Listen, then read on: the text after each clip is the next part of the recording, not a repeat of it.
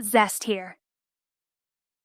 Massachusetts madness, the profligate issuance of paper notes in the colonies, and the spectacular implosion of the Mississippi bubble in France prompted the British government to finally interfere like an overly officious nanny.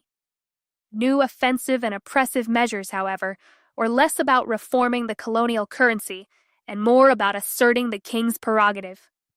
The expectation was clear. The colonists were to toil and sweat, while the fruits of their labor would be harvested by the crown. Colonial governors were ordered to halt the authorization of new bills of credit, retire outstanding bills, and demand taxes be paid in precious metal coins. New England, particularly Massachusetts, found itself in the crosshairs. These repressive measures would ultimately serve as a catalyst for the American Revolution. When Governor Dummer of Massachusetts hesitated to sign an authorization for new bills in 1727, the House of Assembly bristled at the perceived threat to their liberties. Undeterred, the governor doubled down in 1728, forcing the House to enact further measures to contract the currency. By 1730, Governor Belcher, a Crown-appointed enforcer, continued the currency contraction crusade. Time and again, the Colonial Assembly petitioned the Crown to revoke this disastrous order, but their pleas fell on deaf ears. The truly galling aspect of this saga was the method by which the currency contraction was executed.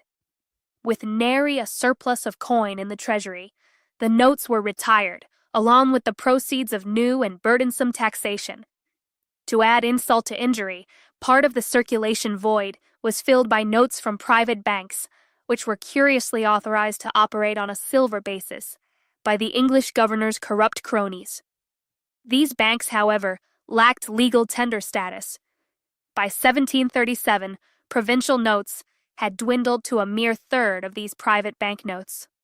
In these lean times, money was as rare as a shooting star on a cloudy night, and the colonists, facing the specter of forced sales, resorted to paying taxes in commodities. With a heavy heart and a furrowed brow, the governor begrudgingly agreed to accept taxes in the form of naval stores, vital for shipbuilding and maintenance, such as tar, pitch, and turpentine, furs, skins, and agricultural products like tobacco and indigo. It was a bona fide fire sale of colonial resources. To add a cherry on top of this cake of misfortune, the discretionary power granted to tax-collecting officials was an open invitation to exercise ample oppression with impunity. Cue the entrance of dastardly legislation, such as the infamous Equity or Demonetization Act of 1742.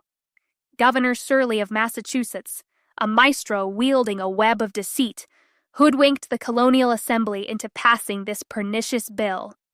This act further pulled the rug out under colonial bills, mandating that all contracts be paid in standard silver coins. The injustice was palpable. Not one to rest on his laurels, Shirley's next coup de grace was to force the fledgling land bank to retire its notes. As the monetary noose tightened around New England, the beleaguered colonists, gasping for financial relief, sought solace in accepting the provincial bills of neighboring colonies as legal tender.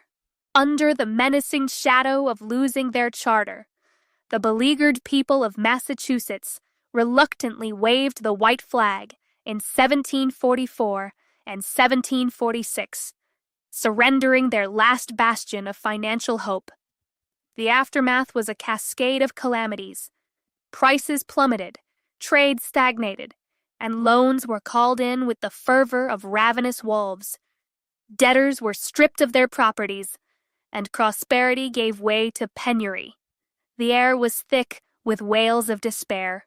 The people, in a desperate bid for relief, petitioned the governor to repeal the odiously dubbed Equity Bill. Their pleas were met with a heart of stone. Frustrated and forlorn, the representatives turned to Parliament, only to find the same cold indifference. The royal decree had been issued. The king's prerogative over coinage, though relinquished in England to the East India Company, was to be upheld with an iron fist in the colonies. Massachusetts would serve as a cautionary tale. Eventually, all colonies were to be stripped of their monetary autonomy. For Massachusetts, the consequences were nothing short of apocalyptic. The specter of ruin haunted every hearth, as the citizenry found themselves unable to pay taxes, and watched their properties seized and auctioned at fractions of their previous value. Commerce evaporated, replaced by a pitiable barter system, quaintly termed country pay. Even tax collection had to be conducted in kind, a grim testament to the perilous predicament the once thriving colony found itself. Indeed, the beleaguered denizens of New England found themselves ensnared in a metaphorical vice, robbed of any glimmer of hope for a reprieve in prices that might allow them to partake in commerce and discharge their debts without relinquishing their hard-won spoils. Driven to such treacherous waters, they resorted to skullduggery, belligerence, and wanton disregard for the law. In the fateful year of 1755, they cast their lot with the French, smuggling a smorgasbord of base coins. By 1760, Scarborough had transformed into a dynamic den of iniquity, teeming with rogues and ne'er-do-wells fervently forging counterfeit currency. In response, in 1762, the ruling powers enacted an act of such severity that it bordered on despotic, levying mere capital punishment upon those audacious enough to engage in the shadowy domain of counterfeiting. As a consequence, disorderly assemblies sprang forth like a contagion in and around Boston, while the valiant townsfolk of Abingdon boldly rebelled, audaciously defying the crushing yoke of the onerous measures foisted upon them. The people had been tested to the limits of their patience, their prosperity throttled, their trade annihilated, their properties pawned off. Many had been driven away, and those who stayed were saddled with insurmountable taxes, payable in all but unobtainable coins. They were primed for insurrection. The colony was poised to sever the chains imposed by British decrees and legislation. All that was needed was a credible provocation, and it arrived in the guise of the notorious Stamp Act. Franklin gets flanked. In a tale as twisted as a pretzel, New England colonies found themselves in a monetary quagmire, their paper money depreciating. Specifically, British merchants and financiers, with their powdered wigs and tally sticks, felt the sting of their colonial investments going south and cried to Parliament, "Do put a stop to this madness." As outlined earlier, King George II, with a wave of his kingly scepter, called for a screeching halt on the issuance of new paper money in the New England colonies. However, already existing issues could still be renewed. King George III carried on his father's legacy, continuing the ban upon his ascension in 1760. Then, in 1764, Benjamin Franklin, that kite-flying, bespectacled libertarian, jaunted across the pond to London and implored Parliament to lift the ban. With the gusto of a traveling salesman, he sang the praises of colonial scrip and assured the wig-wearing gentry that it was far from the financial apocalypse they believed it to be.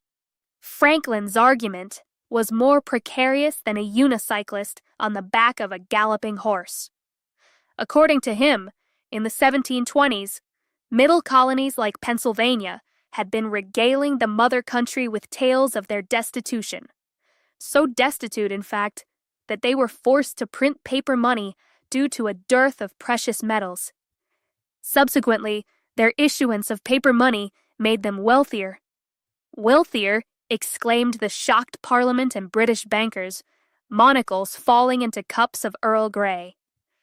Don't these pestiferous colonialists realize that the very essence of establishing colonies, they argued, did not revolve around fortifying the economic prowess of said colonies? Its fundamental purpose, its raison d'etre, resided in furnishing the mother country, at least their elites, with bounteous reserves of raw materials, procured at respectable prices. Furthermore, the colonies' daring proposition to grant their governments control over money creation was a slap in the face to the established British School of Economics. In this esteemed institution, governments were to grovel at the feet of private bankers, begging to borrow funds at interest. Banking bigwigs, aghast at Franklin's audacity, passed an even stricter Currency Act, crushing the hopes of colonists like grapes in a vintner. This draconian bill declared that any attempt by the American colonies to create or issue paper bills or credit was strictly forbidden. Now the poor colonists were forced to pay their taxes in silver, gold, or those fancy Bank of England banknotes, despite having nary a mine in their backyards. They were to be shackled, plunged, and drowned in the murky depths of debt. The mighty tale of paper money and revolution, a story that would make any numismatist quiver with excitement. According to the eloquent Alexander Hamilton, that dapper fellow who later became the first U.S. Treasury Secretary, paper money was the lifeblood of the colonies. So, when the tyrannical British Crown forbade them from issuing their own currency, the colonists found themselves in a pickle. With a severely shrunken money supply, the once prosperous colonies were suddenly beset with unemployment, hunger, and poverty, causing a wave of disgruntlement that would make surly Antifa proud. But the downtrodden colonists were a plucky bunch, and they spat in the eye of the British ban. They ultimately said, "To heck with you, King George," and went right back to printing their beloved bills.